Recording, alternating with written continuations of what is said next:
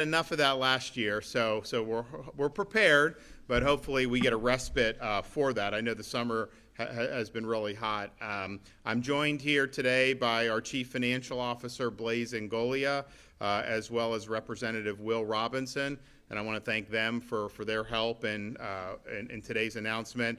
We also have our former Senate President, Bill Galvano, who is the Senate President. My first 2 years as governor, we accomplished an awful lot together. He was a great ally in really helping to catapult Florida to being the #1 state in so many different things and really the place to be. So I want to thank Bill for those years and continue to be a friend. And before I get into the gist of today's information, just as a Floridian, as somebody that grew up in West Central Florida, you know, I was sad to see the news that Hulk Hogan passed away today. He was a major icon for anybody in Gen X. I can tell you, growing up then in the 80s and particularly the early 90s, he was really big. And he actually really was a star first, before even he was Hulkamania, but when he was Thunder Lips in Rocky III.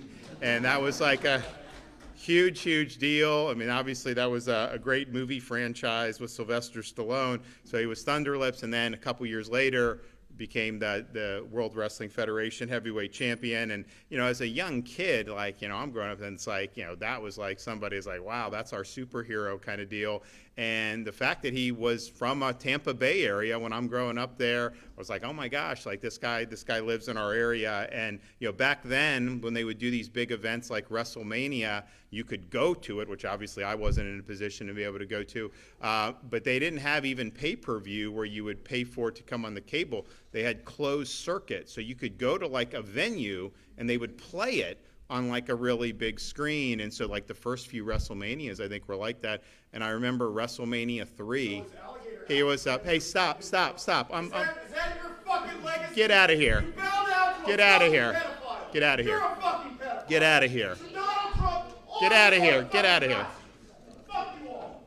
So you used to have the closed circuit. So you would go and you would have that, and then you'd just kind of watch it. So I just remember like WrestleMania 3, he's fighting Andre the Giant. And look, I was a kid. I didn't know that it was choreographed, right? I mean, I was like really worried that he was going to be able to do, but he slammed Andre the Giant. That was like a huge thing for like kids in that era. And so, you know, and we were with him just a couple of months ago. My kids got to meet him and everything. So I was really sad to see that. And our thoughts and prayers go out to his family and people throughout this region of Florida, because I know so many people cared about him. We are here today to continue our record of fiscal responsibility. And the state of Florida, I just signed a budget at the end of June, and the budget that I signed spends less than the budget that it replaced from the previous year. And that budget, after I did line item vetoes, spent less than the budget did the year before. How many other states can say that they're actually spending less year over year, especially when you have inflation? It's not been easy to do. There have been projects we've had to put a lot more money into because of the rising cost, and so there's a whole host of issues, you know, that go along when you have big inflation when you're managing these budgets. But we were able to do that, and if you look at our state government footprint, we have the lowest number of state workers per capita in the entire United States, and that's a huge, huge thing. If you look at the amount of money our state spends, we have the second lowest per capita spending of anybody in the United States, any state in the United States. And if you compare us to our closest state in terms of population, which is New York, we actually have like 3 to 4 million more residents than they do. Their budget in New York, with 3 or 4 million fewer residents, almost twice the size of the budget of the state of Florida. I would rather have DMV in Florida than have to go in New York. I'd rather travel on our roads than theirs. We've done very well in education. So, you know, it shows that we do these things. And we've reduced taxes by more than has ever been done in Florida history over my tenure as governor, billions and billions of dollars. And even this year, we now have permanent tax exclusions for things like back to school and disaster preparedness. So at the beginning of August, you're going to have the full month of August. Every year now in Florida, unless the legislature changes the law in the future, will be tax-free for all the school supplies. And so, parents really appreciate that. We have no taxes on baby items now, and parents appreciate that. Just think all the diapers and things people go through when they're raising babies. So we've been a very big, good friend of taxpayers, and obviously no income tax. We're proud of that. But within that framework of a light footprint fiscal responsibility, we have done really big things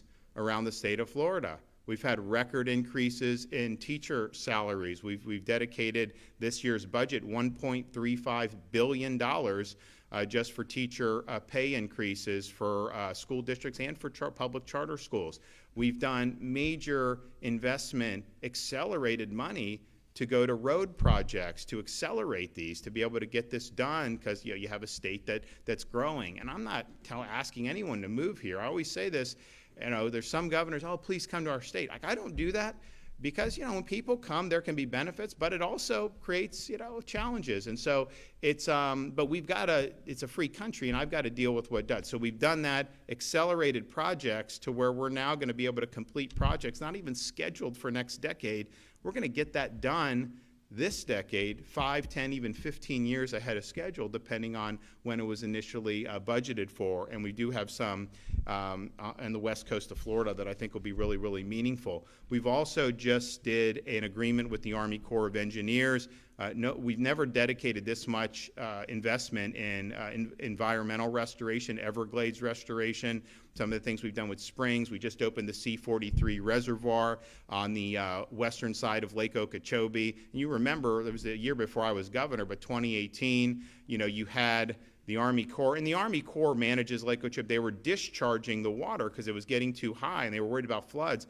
But there was all these nutrients in the water, so they're discharging it into the estuaries. It's getting out into the Gulf, and that was mixing with the red tide, and so it really exacerbated it and made it, that was a really tough period. Well, now you have a reservoir there that we've now opened, and so if there's water, you need to store it.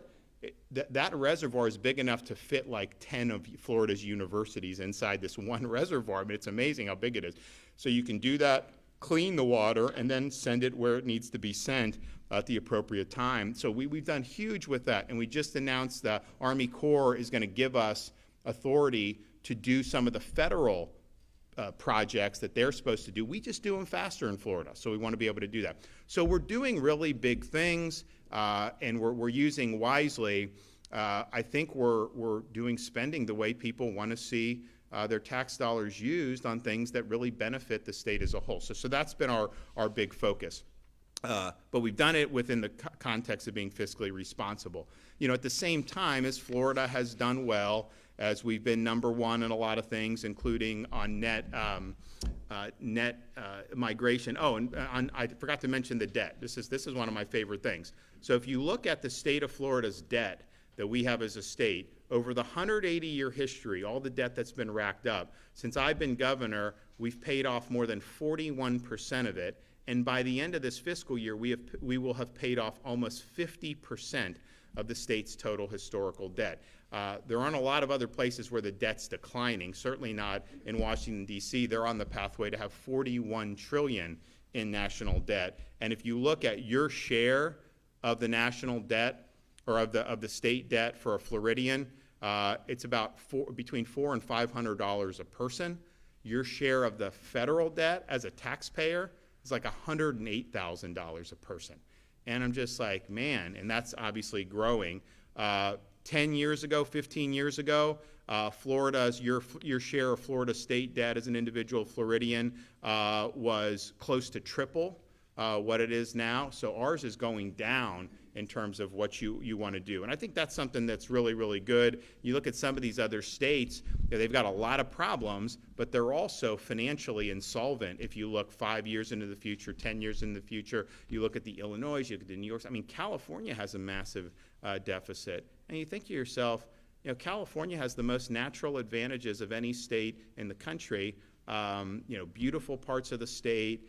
They've got massive industries that have grown up there over many decades, including tech and venture capital and stuff, and yet they're hemorrhaging people and hemorrhaging tax revenue. Oh, they've spent a lot of money on giving benefits to illegal aliens. I know that. They don't do as well for hardworking people, middle class and small business. So you see the contrast, but like if you can't make it work with all those advantages, man, what's going on?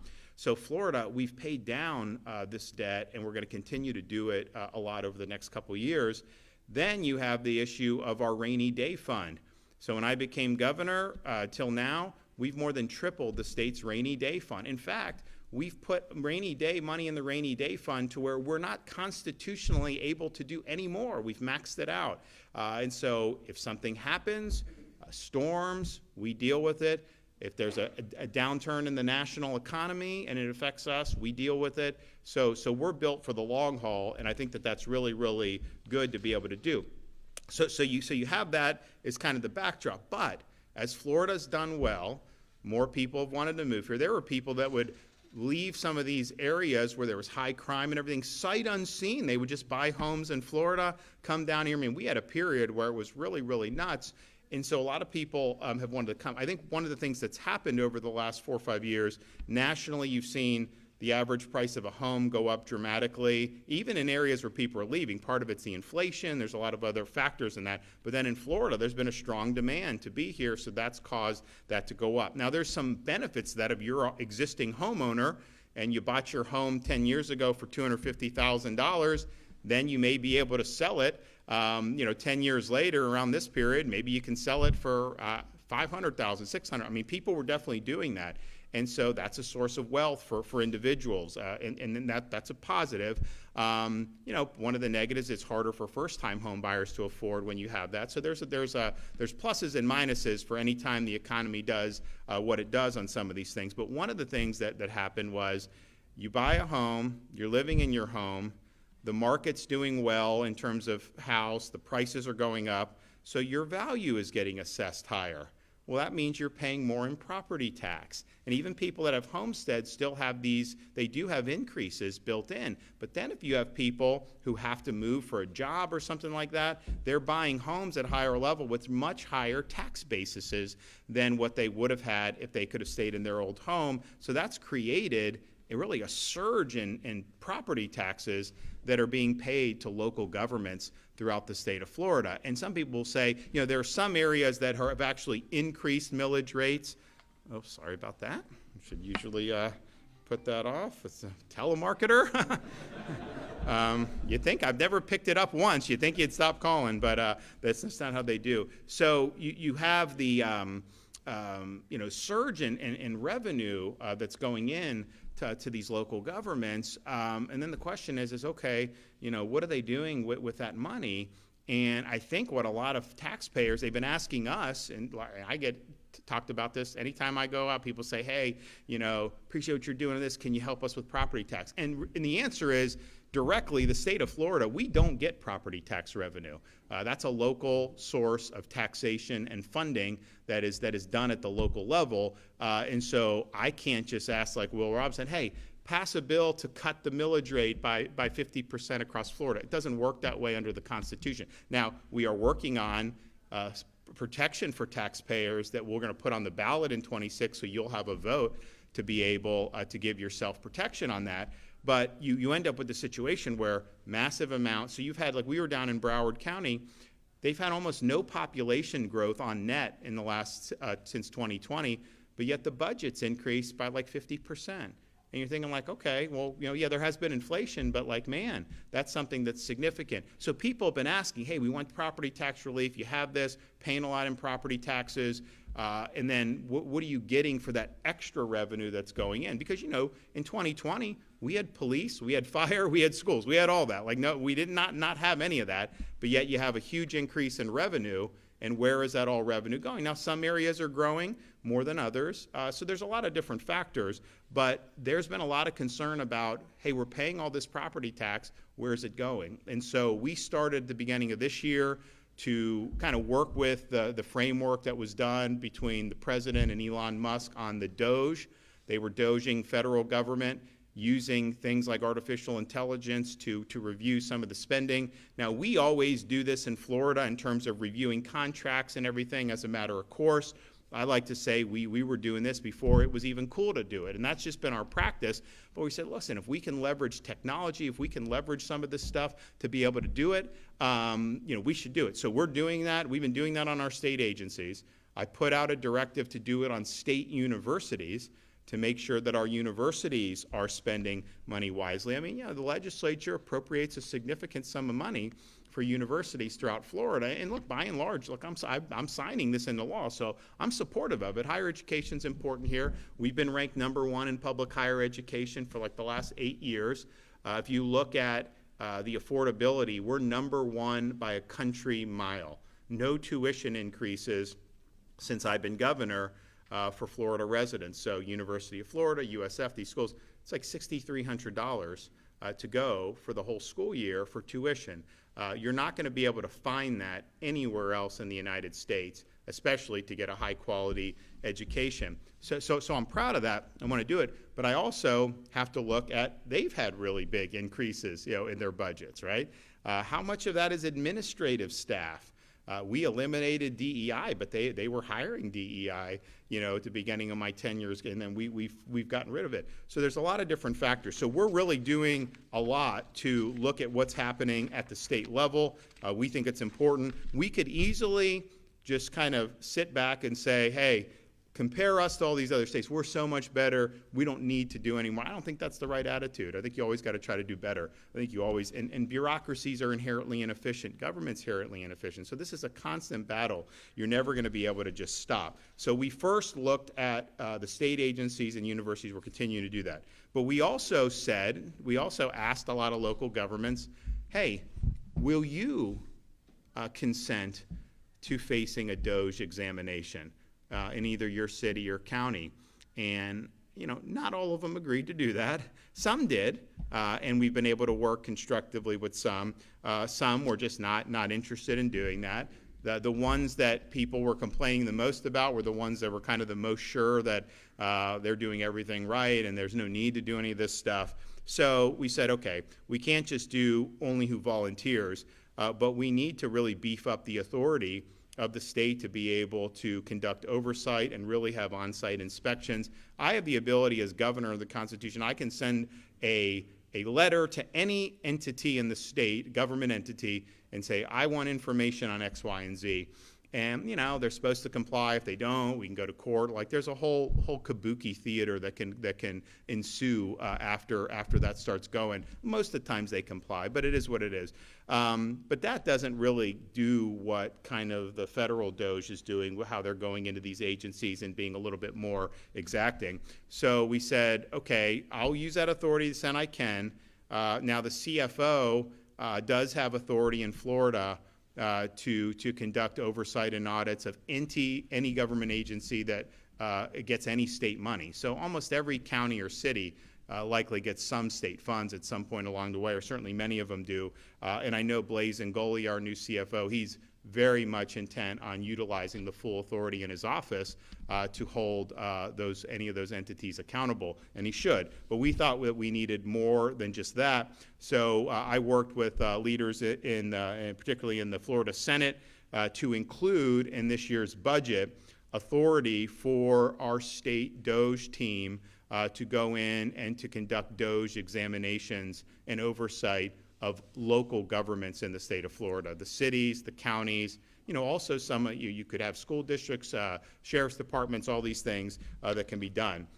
And I announced the other day in Broward, starting on July 31st, our teams will, and this is auditors and other staff drawn from various state agencies, they will be using this new authority to conduct reviews of data systems, physical premises, and personnel of counties and cities that we're identifying as worthy of additional attention paid to spending, taxing, and management practice. And so we'll be doing this through this new authority, which does include granting access to spending records. We're not limiting our attention to any particular corner of the state. So we were down in Broward, and they're like, are you going to do the other South Florida thing? Then we went to Gainesville, like, what about this? And so we're here in Manatee County to announce that Manatee County will be the next subject of the Doge examinations and audits that with this newfound state authority. And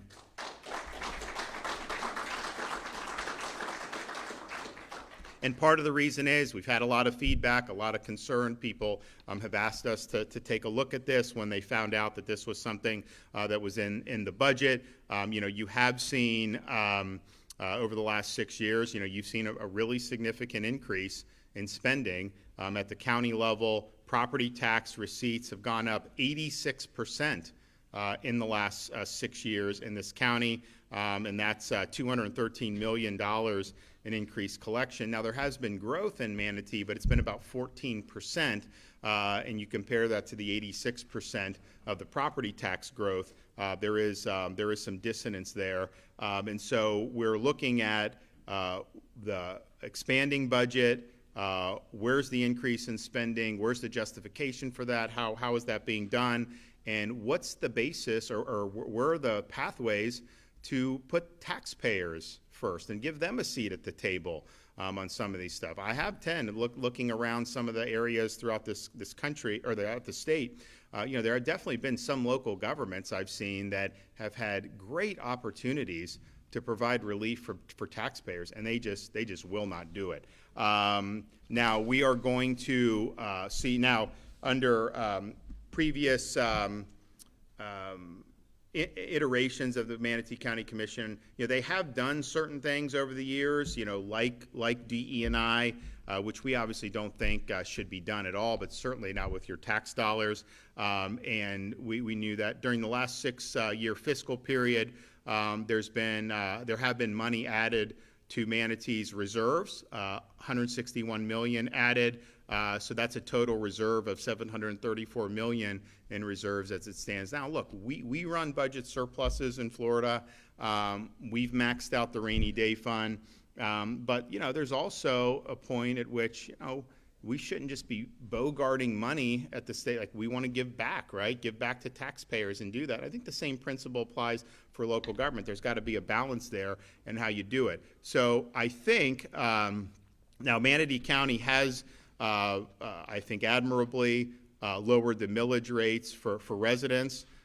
So this is why the property tax is a little bit different, because we don't do, in almost any other types of taxation, we don't do unrealized gains. So the legislature, county, city, wherever can set a tax rate, and then that's what you pay. So it's 6% for the sales tax at the state of Florida level. So if you go to a store, a lot of stuff actually isn't even subject to tax, most of the essentials, but the things that are, you're going to pay a 6% sales tax based on that. Now, you buy a car, you buy something, you don't then keep paying new assessed taxes based on the value of the automobile that you bought. It's like you pay the tax and you move on. So when you look at how localities deal with property taxes, there's a lot that will say, hey, we did not raise the millage rate. We haven't done anything. And I think if you didn't have unrealized gains, then that would 100% answer the question. But if you're not raising the millage rate, leaving that same, but then you're also jacking up the assessments of how much the values of the property are worth, well, you're paying the same millage rate, but with the same property that you had, all of a sudden, they're hitting you for more. And obviously, if you're not homesteaded, then you get no protection from that exposure. But even the homestead, year after year, the cumulative increase of that, that can add up, particularly over this period of really high valuations. So you got to look at both. You got to look at what's the millage rate, and then how are they assessing the value of the property. And the thing is I'm not aware of there being a rush to assign properties lower when the market starts to go down, right? I mean, it's usually like if they've assessed your property at $500,000 as a homeowner, you're really never going to get lower than that, the way most property tax assessors operate. Now, there may be some in Florida that are willing to go lower, but I don't know that that would certainly be the exception to the rules. So we do appreciate lower millage rate, and I know taxpayers do appreciate it, but you also have to look at what is that assessment going and how does that make sense? Because there is a world where the millage rate being lower, you still will pay more net taxes if they assess your property high enough. So we got to keep both of those in mind. But I will say Manatee, unlike some of these other counties, have actually lowered the millage rate. And so when we're doing the Doge, when the locals are doing things good, we want these folks that are conducting these examinations to talk about good things that have been done too. I mean, it's not just supposed to be negative. And so if there's things that give taxpayers confidence, then we want to be able to trumpet that as well. So Blaise Ingoglia is going to be assisting in this and leading a lot of these efforts as well with his authority as the chief financial officer in the state of Florida. We send a lot of state money around to different entities, and I think that once you do that, you do have a right to know that they're using all the funds that they have appropriately. So I want to bring Blaise up to be able to talk about his responsibilities and his actions as CFO regarding not only Manatee Doge but the Doge efforts as well. And we will be rolling out more of these entities going forward. That will happen. Blaise.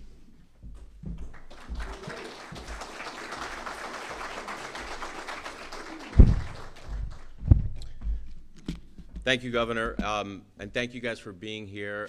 Personally want to thank you for your leadership on this issue. It is important. Housing affordability is a big issue here in the state of Florida, and this is us tackling that. We eventually want to get to property tax reform with the eventual goal of getting rid of homesteaded property taxes altogether, because as the governor said, do you really own your home if you own it free and clear, but then you're constantly paying to the governor? Not to the governor. I'm sorry, not to the governor. The phone, we could give it to you. Today we're answering a question. And the question I've seen on social media and for some in the liberal media was, are you only going to audit and Doge just blue counties and blue cities? Obviously, we're in a Republican area right now. And I will tell you, for me personally, as a fiscal watchdog and as a friend of the taxpayer, it doesn't matter if a county or city is Republican-led or Democrat-led. What matters to me is if you are spending over and above what you should be spending. We have seen this game before. We saw it in the mid-2000s when we had the corresponding increase in property values and property taxes with it. We are seeing the same thing right now. Now, back then in 2000s, there was basically a property tax revolt. We were almost taxing people out of their homes. And I'm sad to say that we are almost approaching that point right now. One of the reasons we have success in this great state is because of this man to my right. People are moving here. He's created the Freedom State out of the state of Florida.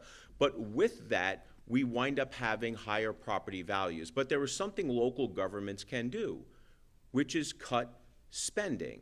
Now, over the last 5 years, a lot of local governments, their budgets have gone up anywhere between 80 to 120%.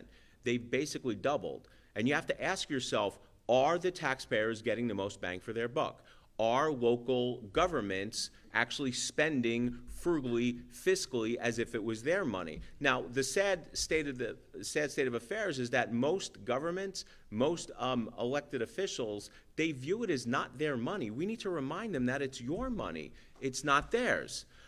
So governments really should not be increasing their budgets more than population growth and inflation growth. Anything over and above that should be looked at. And that is the effort of these audits. That is the efforts of Florida Doge. That is what we're trying to do. We're trying to shine a light on excessive, wasteful spending. Here's a story for you. I cut my teeth. Some of you have seen my videos, Government Gone Wild, years ago. I started off, before I got elected, as an anti-tax activist, property tax activist.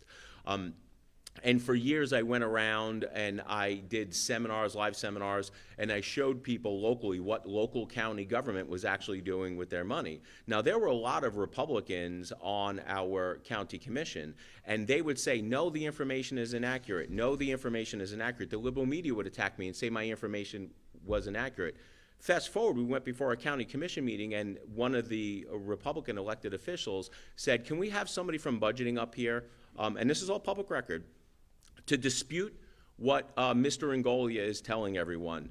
And after months and months and months of saying that all the information was accurate, they had to go on record in a public meeting and says, no, all of his information is accurate. And the reason why I tell you that is, look, I understand that there's Republicans on the county commission right now, right? Am I blaming the Republicans on the county commission? Maybe. It depends on what the audit comes back and what we find in terms of excessive spending. But it may be the bureaucrats underneath that and are telling them, no, we need this money. Somebody's sacred cow today means that you're probably being overtaxed. So we are going to look at this. We are going to report back. We are going to make suggestions to the local governments and make sure that they're right-sizing their budgets, because housing affordability is a big issue. I am committed to being a fiscal watchdog as your CFO. This governor is committed to making sure that local governments as well as state governments are spending your tax dollars wisely. I will tell you right now, you will have a taxpayer friend and advocate in the CFO's office the same way you have it in the governor's mansion. Governor, thank you for your leadership. I look forward to working with you on this. Okay.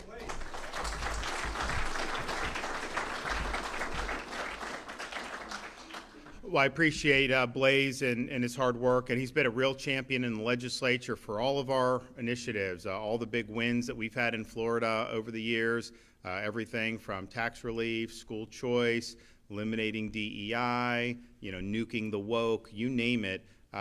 We've really been very aggressive across the board and have had great success. But I do think on the property tax, you don't want to be in a situation where you have folks that own their home. They've been working hard, many retired, and all of a sudden they can't afford to stay in because they have to just keep ponying up money, more and more money to the government. We have the luxury in Florida, given the tourist footprint, given a lot of the non-residents that have homes here, given the shape of our economy, to do this historic relief for folks. And, I think that your home should be your home, and I don't think you should be subject to taxation on it. And so that's what we're working to do, and there's a lot of work that's going to go into it. Ultimately, the voters are going to be the ones that are going to have to approve that, so you'll have an opportunity in 2026, I really believe, if the legislature is willing to do it. And, we got somebody, like Will definitely, he's all about, helping you on property tax. Got a lot of guys that want to do it, but, you have some that really want to try to throw sand in the gears, and they want to do the opposite of what they got elected on. That's just the reality. We see it in Tallahassee all the time. I just pointed out I launched Operation Vigilant Sentry year and a half ago, 2 years ago, to help stop all the flotillas coming in from Jamaica, Haiti, all these places with illegals. And the Coast Guard is there. They interdict most of them, but they're not enough. And it's a lot better since President Trump took office. But when Biden was there were some holes. He didn't put enough resources down. So I did the state of emergency. We beefed that up. And since we've done that, and so they just had a bust of folks. They had people in there from all across the Caribbean, and all illegal, and they were stopped. But and so since we've had Operation Vigilant Sentry, we've done 18,000 illegals. Just the state assets have stopped and gotten returned to their home country. That's not even counting what the Coast Guard is doing. So just imagine had we not done that. But there was a bill at the beginning of the year that the Speaker of the House was trying to jam down that Blaise opposed and I vetoed, that would have eliminated Operation Vigilant Sentry. It would have eliminated all my authority as governor to help enforce immigration laws. We've done more than any other state in the country, and yet what happened there would not have happened. And basically those 18,000 people, they just would have been able to flow right in, and then we would have had to deal with everything. So I'm proud of what we've done. No one's been more forward-leaning on it, but make no mistake about it, had I not vetoed that legislation that was done, Perez and Gruters, if I had not vetoed that legislation, the operations that we're doing, that we're highlighting, those would have been rendered illegal to do. They were trying to strip the authority to get that done. People need to know this stuff because these guys will tell you that they're for you and on your side. Then they get up there and they basically betray you because they think you're not paying attention. So when people are vigilant, they're holding these people accountable. You're going to get, you're not even going to have to be in a situation with that. But why should I have been in a position to even have to veto such a monstrosity. It should have never come to that. And obviously, we ended up getting legislation that we had called for, where we have locals and state agencies helping on these efforts. But this is something that's really, really meaningful for folks, that this is done right. So we're doing it right. But you do have folks that are just not on your side, and it doesn't, the jersey you wear is less important now in Florida than it used to be, because we have 1.3 million more Republicans than Democrats. So what I've seen people run as Republicans and then, basically get in and try to sabotage the reason why we have those majorities in the first place. So be very, be very cognizant of what's going on, especially, up in Tallahassee, because they think no one's paying attention. All right, do we have any questions? Yes, ma'am.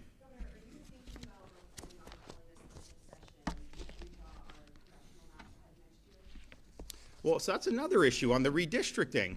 I had to veto their map a couple years ago, and I'm just like, guys, I'm going to veto it. And they did it, and Blaise stood with me, one of the few who was right. And so I vetoed this map, which was a disaster, and then we got a better map and got it done.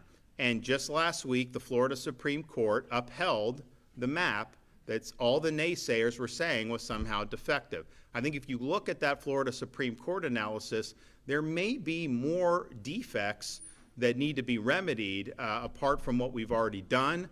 I also think the way the population has shifted around Florida just since the census was done in 2020, I think the state is malapportioned. So I do think it would be appropriate to do a redistricting here in the mid-decade. So we're working through what that would look like. But I can tell you, just look at how population has shifted in different parts of the state over a 4 or 5 year period. It's been really significant. I don't think you've seen, and you'll look at some of these congressional races, and one district will get a certain number of votes and the other get way more votes. And I'm thinking, isn't this supposed to be apportioned equally? I also would like I talked with the Commerce Secretary right when he got sworn in, and I told him, Florida, we got a raw deal in the census. We only got 1 seat. When some of these other states were getting seats, when we've obviously had more growth, we should have gotten at least 2. And so they said they were going to redo the count in time for 2026. Now, they would have to do that relatively soon, because you need time to draw maps and you need time to get that done. But I think they should award Texas and Florida for sure at least 1 more seat, because when Biden took over, we were supposed to get 2 seats in Florida, and we only got 1. Rhode Island was supposed to lose a seat, and guess who the Commerce Secretary under Biden was? Former governor of Rhode Island. Did Rhode Island end up losing a seat? No, they kept both. So we're malapportioned right now as a country, I think, because of the migration, and but the state of Florida, I think, for sure. So I think there's ample justification to do it. My guys are going through the court's opinion to look at different avenues, but I think that's definitely something that I certainly would look favorably upon. All right, thank you. God bless everybody.